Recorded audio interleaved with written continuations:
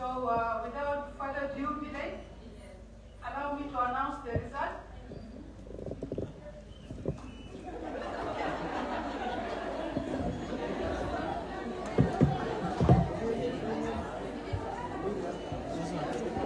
One meeting so that we can finish the day. The protocol is not correct. Let's see, please. Madam, to have the SC.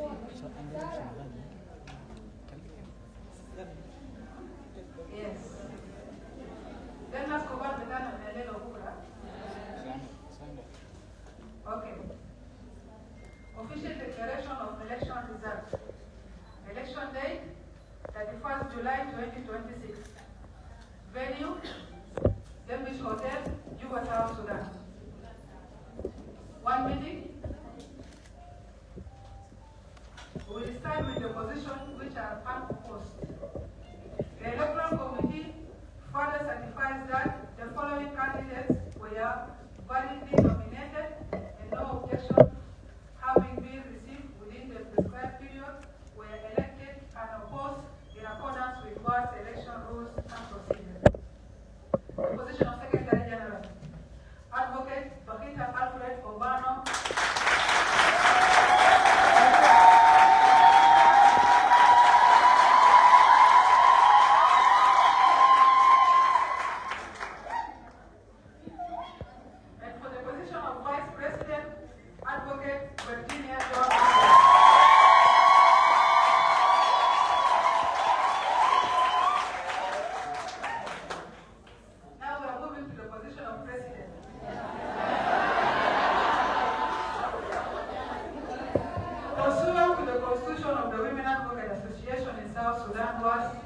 And the Waass election rules and procedure 2026, and the mandate conferred upon the Electoral Committee by resolution number 3 and 4 of the Extraordinary General Assembly.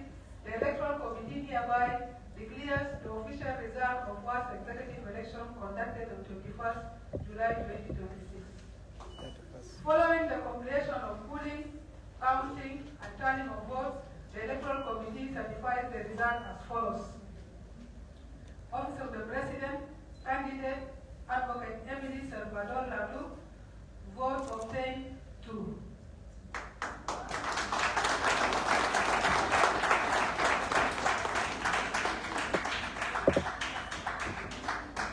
Advocate Basfella Baliso Loro, 101.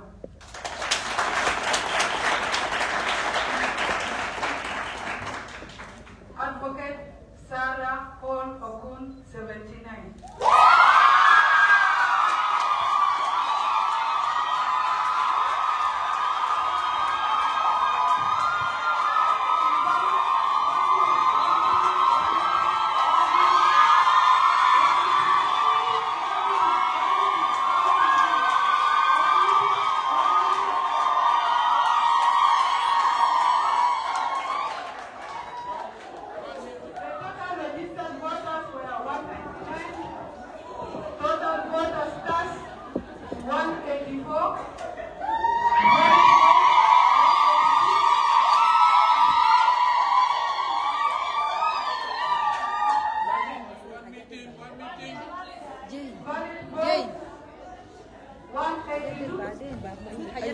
بعدين معلش يا جماعه خلي السلبريشن ورا بعدين. Total registered voters 199, total votes cast 184, valid votes 182, invalid votes 2. Again. Total registered voters 199, valid votes. Total votes casted 184, valid votes 182, invalid votes 2. Having obtained the highest number of valid votes cast, Advocate Basfella Balisto Loro is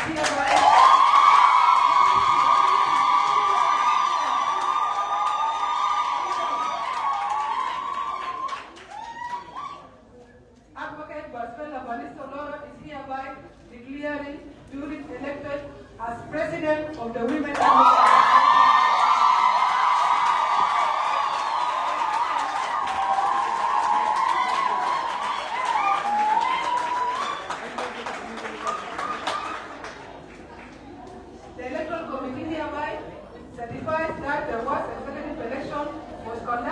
accordance with the Constitution of Waass, the Waass election rules and procedure, 2026, and the resolution of the General Assembly.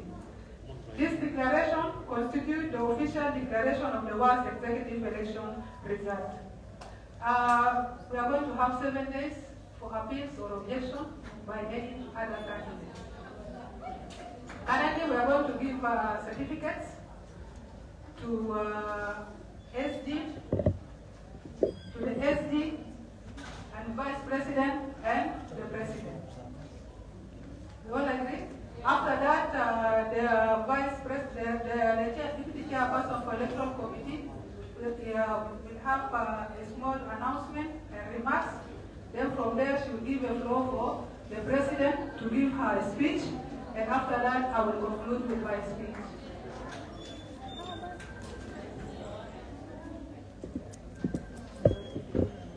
So I will just continue the process.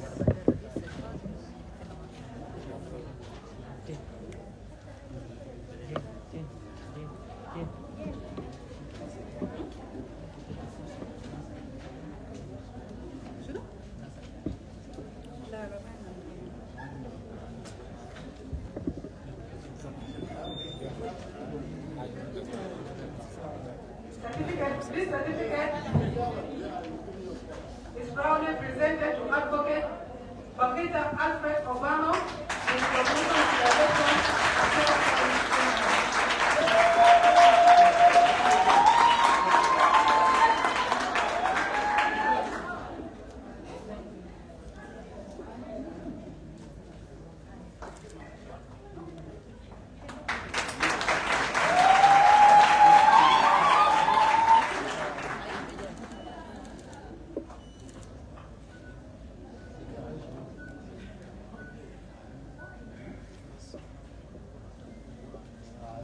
The second certificate goes to our Vice President, none other than Advocate Virginia.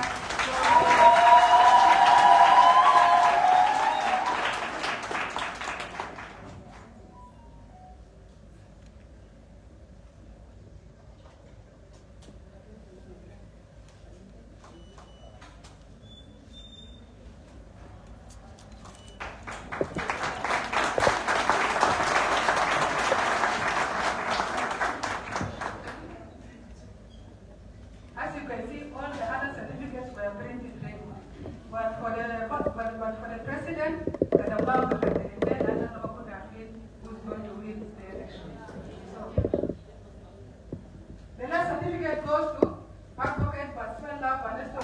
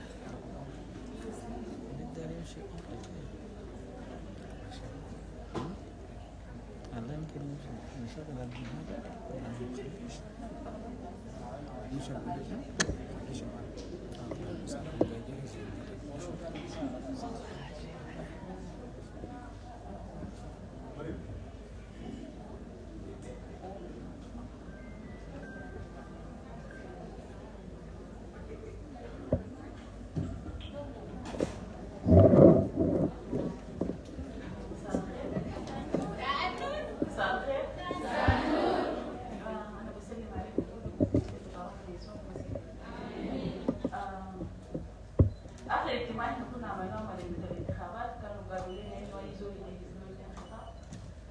الخطاب بتاع النصر والخطاب بتاع هزيمه. انا عن نفسي جهزت الاثنين سوا لاني كنت ما متوقعه انه انا بفوز، لان انا عارفه انه انا كنت مواجهه ناس ما سهلين يعني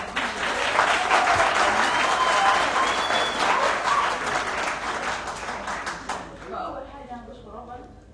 انا جهزت خطاب بالانجليزي لكن انا هتكلم كلام فرنسي لانه الله جد عظيم بالنسبه لي. انا بشكر ربنا كثير لانه هو كان معي كل لحظه. 7 شهور انا هجيب بقول 7 شهور 7 شهور انا مشيته ما براي مع ربنا معي ومع كميه من المحاميات اللي كانوا واثقين فيي وكانوا واثقين في العروض اللي انا قاعده اقوله. واجهت زي في اي انتخابات ثانيه، واجهت كثير من الصعوبات، واجهت كثير من المشاكل، لكن انا كنت دائما قاعده اقول انه طالما اصلا الصندوق فيصل، الصندوق هو الفيصل. فانا بشكر زميلاتي اللي كانوا مرشحات معي، المتنافسات كانوا معي، انا بشكرهم لانه لو ما بوجودهم كان احنا ما جينا هسه وما كان الفوز بتاعي ذاته عنده طعم. فانا بشكركم وانا بتمنى ان ربنا يكون معاكم لانه ما كان حاجه سهله انك انت تترشح وانك انت تكون عندك برنامج انتخابي وتعمل موبلايزيشن وتعمل الكلام الكثير ده، ما كان حاجه سهله. فانا بشكركم في نفس الوقت انا بتمنى ان ربنا يكون معاكم برضه وان شاء الله ربنا يفتح لكم ابواب ثانيه. انا برضه انا بتكلم مع الامين العام والنائب لانه قبل كده طبعا فيرجينيا احنا في جامعه جوبا كنا انا برضه بس سكرتير مالي وفيرجينيا كانت النائب، فالترتيبات بتاع ربنا دايما كويس. فانا بشكر ربنا انه انا هكون رئيسه بتاعكم وانا متاكد ان احنا كلنا هنشتغل شغل كويس لانه التجارب والصعوبات المرة على الواس ده كله عشان احنا نجي في يوم بتاع ليله ما عشان نهضرهم عشان نقدر نقدم لهم الحاجات اللي هم كانوا قاعدين يتمنوها. فانا متاكد ان احنا مع بعض هنشكل تيم قوي وتيم كويس وهنقدم الحاجات اللي احنا دايرين نقدمهم ان شاء الله.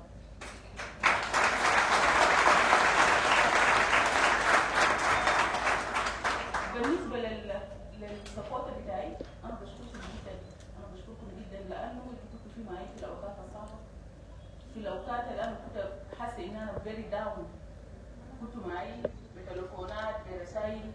انا بشكركم كلكم على الصغر بتاعكم. ان شاء الله انا بتمنى ان ربنا يكون معي وان نكون قدر صغر، يعني اللي كنا احنا من الصباح لغايه ما كنت لسه ده ما كان حاجه سهل. فانا بتمنى ان ربنا يدينا القوه وان شاء الله الصغر بتاعكم ده ما يقع في الواقع وان شاء الله نكون قدر المسؤوليه ان شاء الله. كلامي الانتخابات انا بشكر الانتخابات لانه ما كان سهل منهم، هم بدوا شغل بتاعهم من 27 شهر 27 مش 26 مين ما بدوا شغل بتاعهم الزمن ده ما كان سهل. هم يعني شافوا النيابه عننا عملوا حاجات كثيره عشان احنا ما نصل في اليوم بتاع الليله. فانا بشكركم وان شاء الله المجهودات بتاعكم ده ما يمشي سهل وبجد المجهود اللي انتوا عملتوه مجهود مقدر. وانا بشكركم ان شاء الله برضه يعني نشوفكم في محلات ثانيه اثبتوا ان انتوا قدر الصغه واثبتوا جدارتكم في اداء الشغل بتاعكم. وانا برضه بشكر وسائل الاعلام المختلفه جوا الليله عشان يشاركونا في اليوم الكويس ده. في الختام انا بتمنى انه ربنا يكون في معنا وان شاء الله كل حاجه هيكون تمام ما بين احنا برانا لكن بوجود بتاعكم انتم كلكم كمحاميات. ومن هنا انا بنادي انه احنا لازم نتوحد. الانتخابات انتهت. انا بتمنى انه كل المشاكل وكل الخلافات وكل الحاجات السلبيه كانت حاصله من الانتخابات تنتهي الليله وان احنا نبدا صفحه جديده. شكرا لكم كلكم وانا بتمنى اني بعد 4 سنوات نقدر نقدم الخدمات اللي المفروض نقدم ونكون الرئيسه اللي انتم جد انتخبتوها. فشكرا لكم.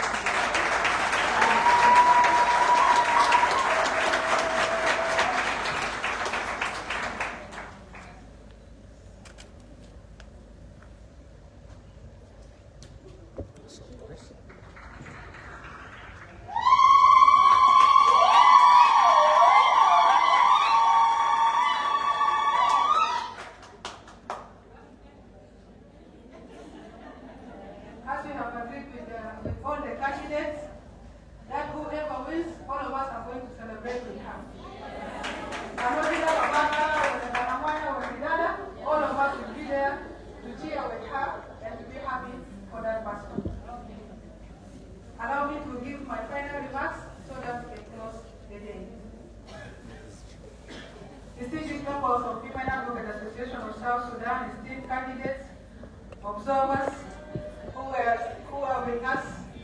during the whole day, Waass, South Sudan, Vision Center, Mr. Tabu, and Shane Justin from National Security. We really appreciate your presence here. Our guests, ladies and gentlemen, in our midst, we want to recognize the presence. One meeting, please. One meeting. We want to recognize the presence of Advocate Khamsa Ibrahim.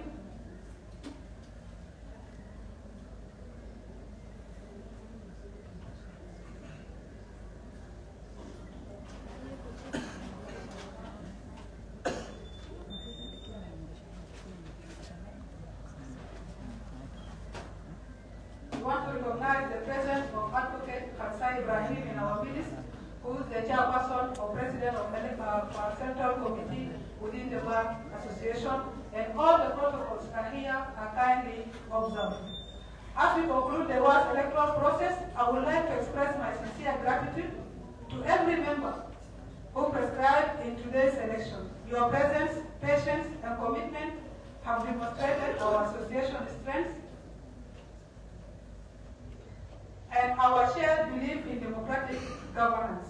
On behalf of the Electoral Committee, I'm pleased to confirm that this election was conducted in full accordance with Waass Constitution and election regulation. We have endeavored to ensure that the entire process was fair, free, transparent, credible, and impartial, with every vote accurately counted and treated with absolute integrity. I extend my heartfelt congratulations to all those who elected today, starting from our SD, Vice President, and President.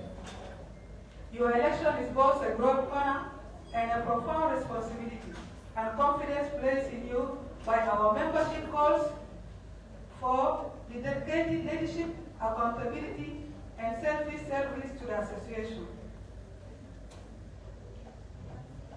I'm really tired. To those who were not elected, Emily and Sarah,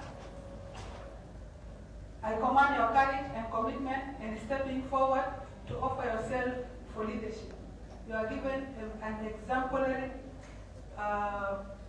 leadership on how to conduct campaigns, because the campaign was peaceful, respectable, and up to now I think we don't have any hatred between all the voters. Your willingness to serve Waass is invaluable. I encourage you to continue contributing your knowledge, experience, and leadership to the growth of our association. While elections produce winners, they must never divide us, and that's the important part of it. We remain one united association, working towards the same shared vision. I also express my deep appreciation to my fellow members of the Electoral Committee and whom objective were the one.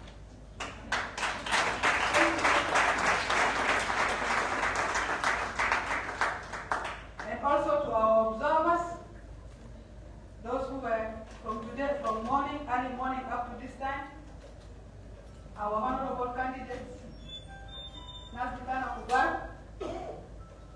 and every member for your dedication. You came early since morning up to this time to make sure, and every member who contributed to making this election a success. Your cooperation, professionalism, and respect for the electoral process made our work possible. As we move forward, let us unite behind our newly elected team and focus on strengthening Waass, promoting the rule of law, advancing women leadership in the legal profession, and serving our members with excellence. With these remarks, I officially declare the 2026 Waass electoral process concluded. Congratulations once again to the newly elected leaders. I thank you all for your trust and confidence in the election committee. United for a better Waass. With these remarks, allow me to welcome Maulana Khamsa Ibrahim on behalf of the Bar Association and of course of ourselves.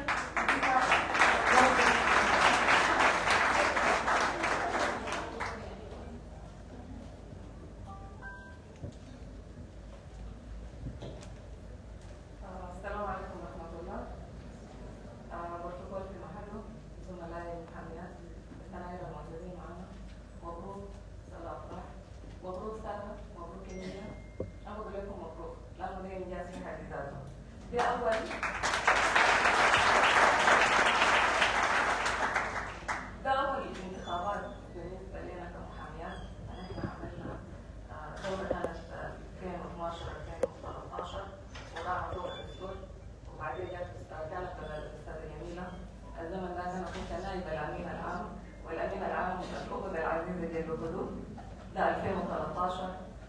2020 جات أستاذة سهيلة والمكتب اللي معاه والتيم اللي معاه، بقول لكم برضه في انجازات انتوا عملتوها. لانه انا زي اي مين براجع على اتكلم فوق بقول ان احنا زمان كأمة نطلب ان احنا كان عددنا بسيط على المستوى بتاع الدولة. حتى حاليا احنا بنتكلم عن 486 محامية على المستوى بتاع الدولة في الولايات اللي ما بيصوتوا. وانا ذاك 2013 احنا ما بنفوت ال 45 فيميل محامية على مستوى بتاع الدولة. في عهد الأستاذة سهيلة 20 almost 160 أستاذة منى كان 160 محامية، والآن نحن بنتكلم عن 486 محامية موجودين فيميل موجودين معي في النقابة.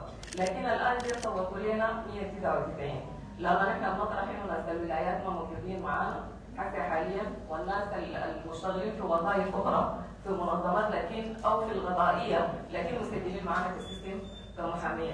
أنا بشكر اللجنة المنظمة، لجنة الانتخابات برئاسة أستاذة جنوب، أستاذة جيهان، أستاذة فيليشتا، وختاما بالسينيا أستاذة ياسمين. أنا بشكرهم على الجهود الجبارة اللي أنتم قمتوا بها الليلة، وأنا بشكر أي محامية من الصباح نحن موجودين الليلة من الساعة 8 في الإنجاز ده. أنا بشكر أستاذة بخيلة، أستاذة فيرجينيا، اشتغلوا. الحاجة اللي أنا بطلبها من أستاذ أفراح، نحن عندنا مشكلة اللي هي في وضع الدستور.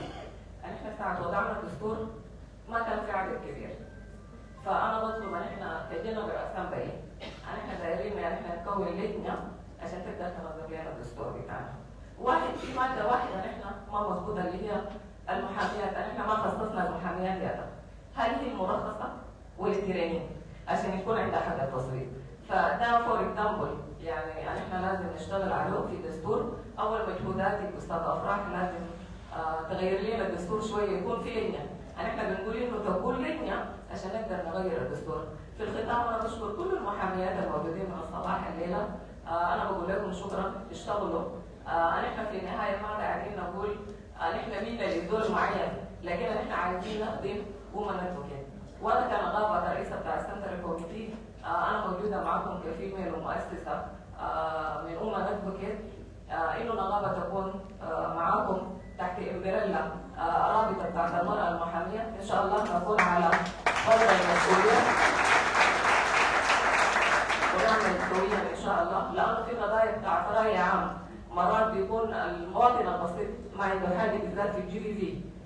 خلينا نحن نشتغل يد واحدة كنقابة وكومن ادفوكيت. شكرا كثير، شكرا الزملاء الاعلاميين كمان من الصباح معنا موجودين، شكرا زميلات المحامين. السلام عليكم ورحمه الله.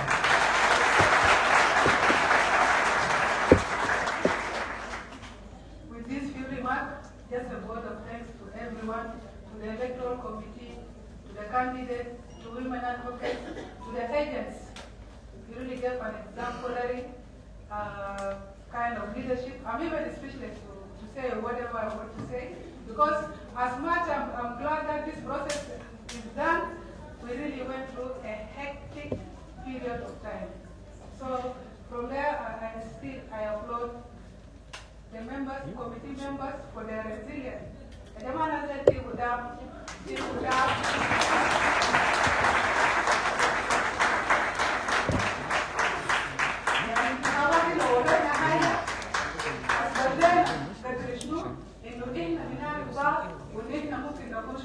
سنة لبعض. أنا بتذكر كل مرة ياسمين بلدهم حتى وين هو في الشتاء. زوجي الأخوري بتاعي.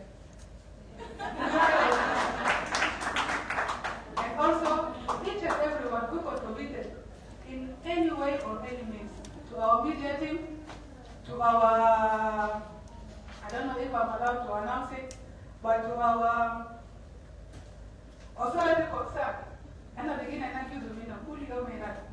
شوية كده وقام يقول لنا تعالوا جيبوا ترابيزة بتاعكم كمان. شكرا لكم شديد، انتوا من الصباح معانا كده. ولأخواننا كمان منكم، احنا مبسوطين ان احنا قاعدين نشوف انه يا ست ماجورتي، لكن مرة جاية نكون في ميرشنو كتير. To our media, we really thank you for being patient since morning up to this time. With this, allow me to say, have a good night. And wherever or whoever going to celebrate this,